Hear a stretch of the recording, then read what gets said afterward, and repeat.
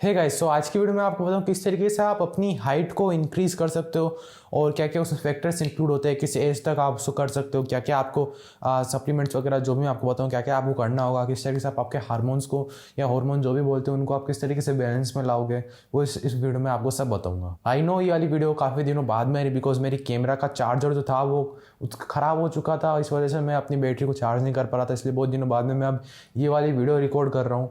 And ये वाली video ऐसी है आपको हाइट के ऊपर जो मैं प्रोवाइड कर रहा हूँ, अभी जो रिकॉर्ड कर रहा हूँ, ये आपको ये जो इन्फॉर्मेशन मैं आपको अभी 10-15 मिनट या 20 मिनट की जितनी भी वीडियो बनेगी, ये इतना तो मैं श्योरली मैं कह सकता हूँ कि इंडिया में इस वाले टॉपिक पे आज तक किसी ने वीडियो बनाई नहीं है। जो मेथड आपको बताऊँगा उस पर किसी ने बनाई नहीं है। अगर आप किसी दूसरे इन्फ्लुएंसर जाके बताओगे, आप मेरे हिसाब से मोस्ट प्रोबेबली उसको ये चीज़ समझ नहीं आएगी या फिर उसको थोड़ी गलत लग सकती है। बट अगर आप इस पूरी वीडियो को लॉजिकली देखोगे, समझोगे, और जो भी मैं आपको सप्लीमेंट्स के बारे में या जो भी कुछ खास सीक्रेट आपको अभी नहीं बताना चाहता, बाद में बताऊंगा। उसके बाद में आप उसके ऊपर जाके रिसर्च करोगे, उसके ऊपर जाके स्टडीज़ पढ़ोगे, उस पर क्या स्टडीज़ हुई, ह्यूमंस के ऊपर क्या ट्रायल्स हुए, तो आपको पता चलेगा कि मैं क्या किस बारे में बात करना चाह रहा हूँ। तो सबसे पहले बात करते हैं आखिर हाइट किस तरीके से इंक्रीज़ करते हैं। बट उससे पहले आपको समझना होगा कि आपकी बॉडी में किस तरीके से हाइट अपने आप इंक्रीज़ होती है। कहाँ से आपकी हाइट मेनली बढ़ती है। जब आप बच्चे होते हो तब जब आप जस्ट पैदा हुए तब आपकी बॉडी में 206 या 300 जितनी भी हड्डियाँ होती है, किसी को फ़र्क नहीं पता, बस इतना मान लो कि ज़्यादा हड्डियाँ होती है। जैसे जैसे आपकी एज बढ़ती है आपकी बोन्स फ्यूज़ करती रहती है।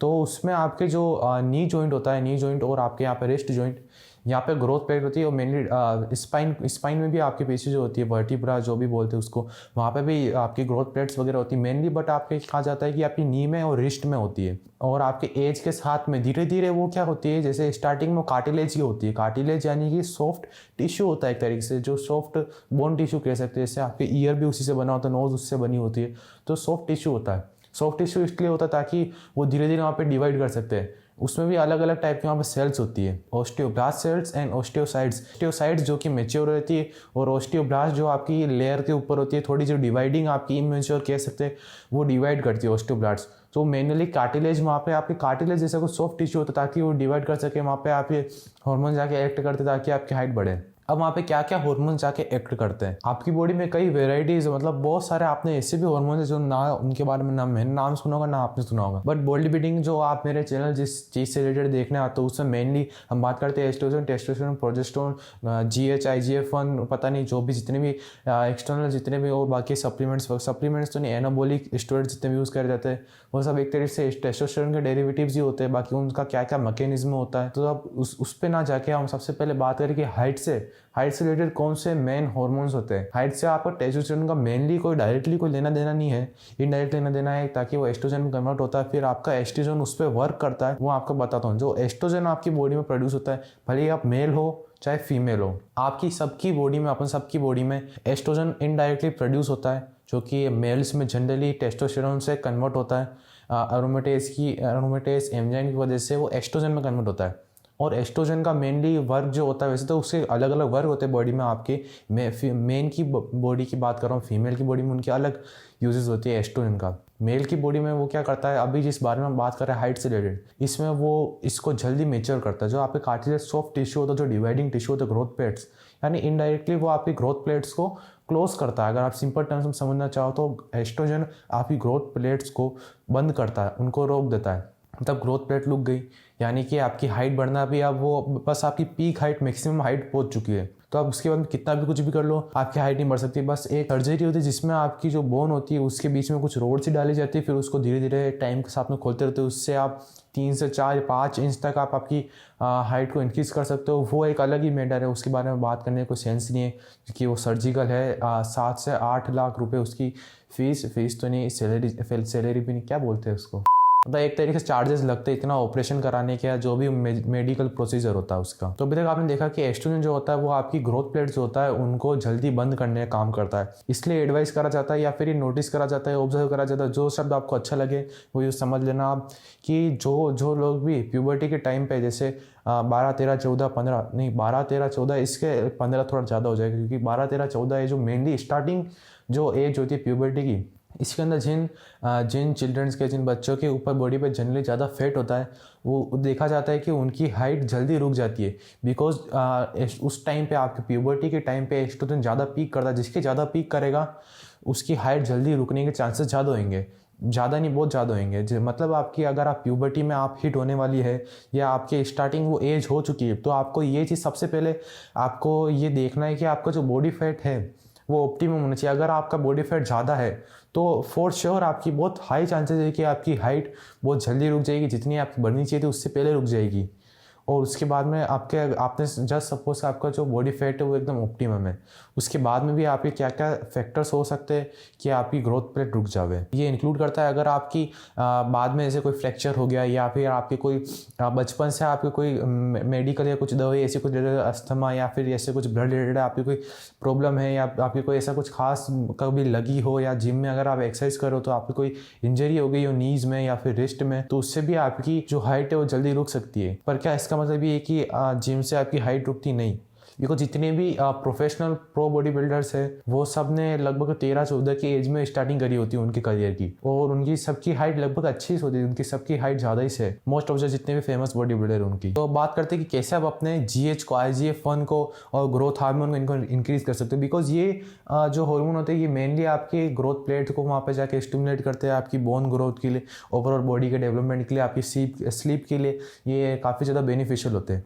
तो इसके लिए मैं बताना चाहता हूँ कि डायरेक्टली कोई आपको आयुर्वेदिक, एलोपैथिक, होम्योपैथिक जितने भी अलग अलग ब्रांचेस होती है मेडिसिन की, उसमें आपको डायरेक्टली ऐसा कोई है ही नहीं कि आपको मेडिसिन मिल जाएगी उससे आपका GH बढ़ जाएगा।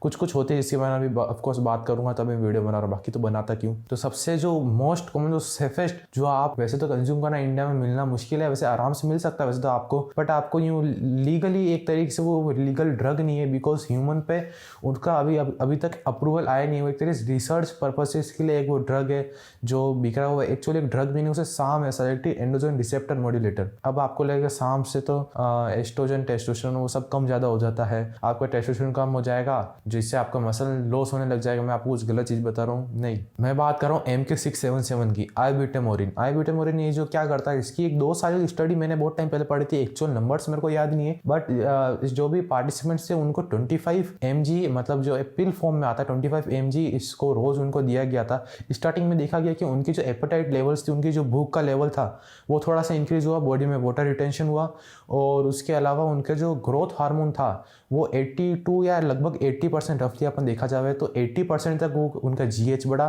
ग्रोथ हार्मोन, और उनका 50% या 52% जो भी था उनका IGF-1 लेवल बढ़ा। और ये जो मैं 80% और ये 50% जो मैंने बात कर रही है, ये एकदम आपका नेचुरल या एक तरीके से आपका सुपर अश्वगंधा कुछ मान लो, जो कि आपका टेस्टोस्टेरोन पे वर्क नहीं करके ग्रोथ हार्मोन वर्क करता है। वैसे इस बात को कुछ सेंस नहीं बनता, बिकॉज अश्वगंधा टेस्टोस्टेरोन पे वर्क करता है और ये GH पे वर्क कर सकता है। बट आप ये मान सकते हो कि अश्वगंधा से कुछ रिलेटेड है, कहा जाता है कि अश्वगंधा से आपका टेस्टोस्टेरोन बढ़ता है, बिकॉज वो आपके जो टेस्टेस हार्मोन होता है उसको कोर्टिसोल कम करता है। बट इसका आपके कोर्टिसोल से लेना देना नहीं है, मैं पता नहीं अश्वगंधा के बारे में क्यों बता रहा हूँ। अगर आपको टेस्टोस्टेरोन कैसे इंक्रीज करना उस पर भी वीडियो चाहिए तो मैंने पहले बना रखी है, वो आप जाके मेरे चैनल पे देख सकते हो। अभी मैं हाइट के रिलेटेड बता रहा हूँ। तो अगर आप MK677 लोगे, जिसका देखा गया कि उसका 10 mg भी काफ़ी है आपको एक अच्छा आपका GH में इंक्रीज लाने के लिए, जो मेनली GH में और आपका IGF लेवल को इंक्रीज लाने के लिए 10 mg भी काफ़ी है। मैं आपको एक पूरा प्लान बताना चाहता हूँ किस तरीके से आप अपने एस्ट्रोजन को डिक्रीज कर सकते हो और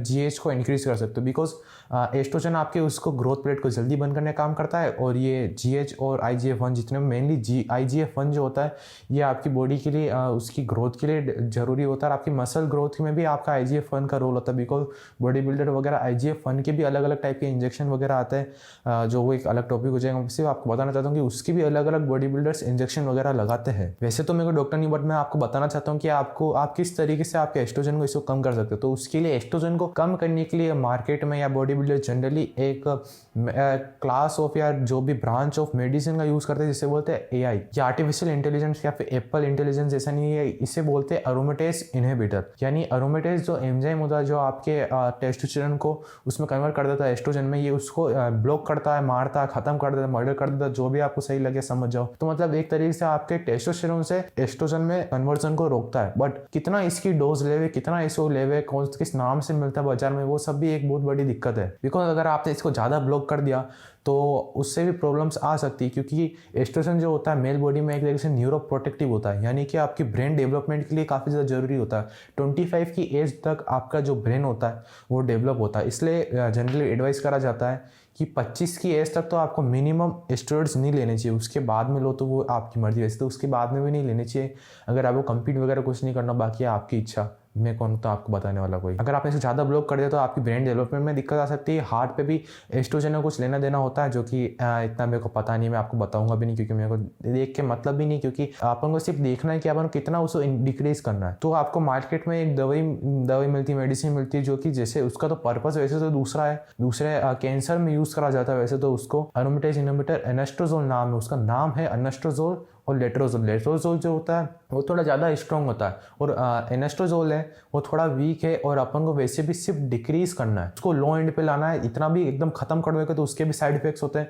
जो अभी वैसे तो बता के मतलब नहीं, बस मैं आपको बताना चाह रहा हूँ क्योंकि वीडियो लंबी बन जाएगी। आपको सिर्फ उसको लो रेंज में लाना, थोड़ा डिक्रीज करना आपके एस्ट्रोजन को, और आपके IGF-1 लेवल को इंक्रीज करना है। यहाँ पे आपका 1+1=3 वाला इफेक्ट आ जाएगा। अब ये बोलते ये कौन सी गिनती है भाई, ये मैं आपको बताना चाहता हूँ कि दोनों का जो साथ में कंबाइंड इफेक्ट आएगा वो एक सिंगल से ज़्यादा अच्छा आएगा। तो आपको कहीं ना कहीं मेडिकल, केमिस्ट या जो भी आपके आसपास में दवाई की शॉप होवे, वहाँ पे आपको जाके सर्च करना पड़ेगा एनेस्ट्रोजोल करके, जो टेबलेट होती है। आपको मेरे को मिलनी तो चाहिए, अगर कोई अच्छा ड्रग स्टोर है वहाँ पर आपको आराम से मिल जाए, क्योंकि काफ़ी ज़्यादा कॉमन है, इंडिया के बाहर भी बिकती है, इंडिया में बिकती है।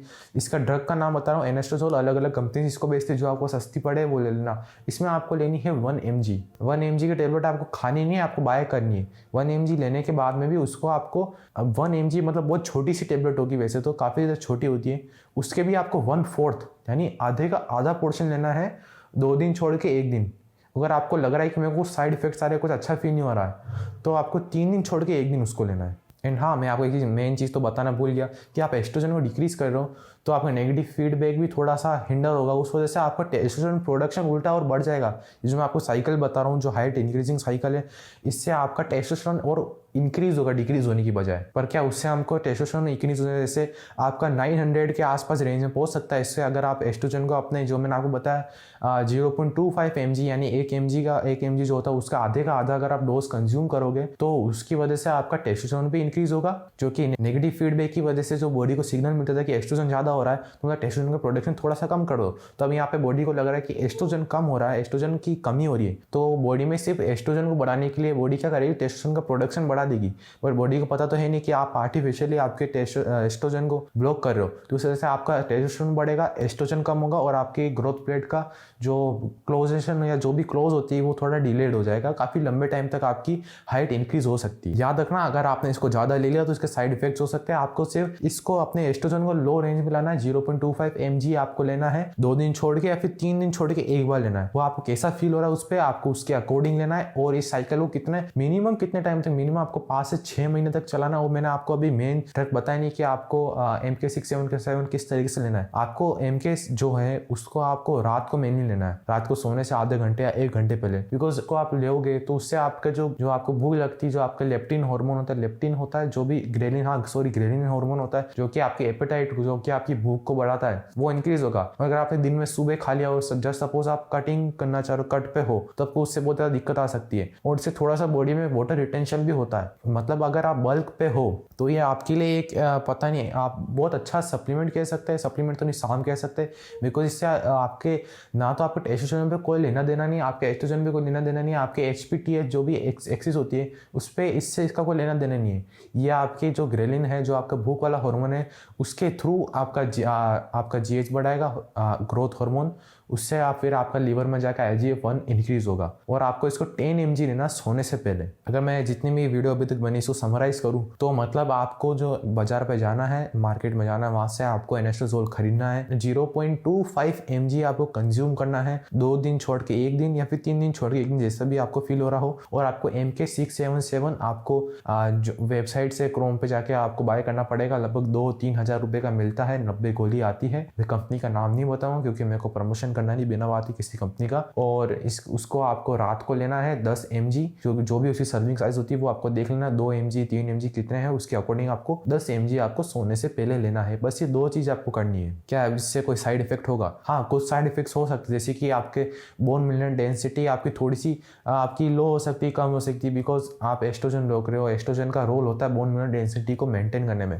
पर बोन मिनरल डेंसिटी जो होती है आप उसको बाद में इजीली आपकी वापस ठीक कर सकते हो आप उसको फुलफिल कर सकते हो। इतना मेरे को पता है, अगर नहीं कर सकते हो तो वो बात अलग हो जाएगी, बट जितना मैंने देखा है कि आप उसको कर सकते हो, जो उसको एक बार रिकवर करा जा सकता है। बट अगर आपकी हाइट एक बार रुक गई तो उसका आप रिकवर नहीं कर सकते, उसमें जाके आपको सिर्फ सर्जरी का ऑप्शन रहेगा। इससे बढ़िया एक बार आप थोड़ा सा आपकी बॉडी पर साइड इफेक्ट ले लो, उसको बाद में इजीली रिकवर हो जाएगा। वैसे भी आपको नोटिस होगा नहीं कि बोन मिनरल डेंसिटी मेरी कुछ कम हो रही है, मेरी हड्डियाँ दुख रही है, नहीं ये वो, आपको इतना नोटिस होगा नहीं। एंड ये इस टाइप की वीडियो, ये वाली वीडियो जो है ये इंडिया में फॉर श्योर किसी ने अभी तक बनाई नहीं होगी। ये मैंने बाहर के यूट्यूबर से कुछ आइडिया वगैरह देखा था, इसके बाद में फिर मैंने स्टडीज़ पढ़ी किस तरीके से आप एस्ट्रोजन का रोल होता है, ग्रोथ हार्मोन का इनका रोल होता है। इसके अलावा भी ग्रोथ हार्मोन को आप नेचुरली जो आपको बढ़ाने का मैंने आपको बताया पिल फॉर्म में बताया। इसके अलावा भी कुछ एक CJ612 पता नहीं कुछ ऐसे करके इंजेक्शन आता है जो कि आपके ग्रोथ हार्मोन को इंक्रीज करता है, नेचुरल ग्रोथ हार्मोन को इंक्रीज करता है, बट वो इंजेक्शन की फॉर्म में आता है, इतना सूटेबल नहीं होता, इतना ईजी टू कंज्यूम नहीं होता है वो। So thank you for watching guys. अगर आपको वीडियो अच्छी लगी हो तो मेरे चैनल को सब्सक्राइब कर देना, वीडियो को लाइक कर देना, चैनल को सब्सक्राइब जो भी आपको करना कर देना। अगर आपको अच्छी नहीं लगी हो तो डिसलाइक कर देना। बाय।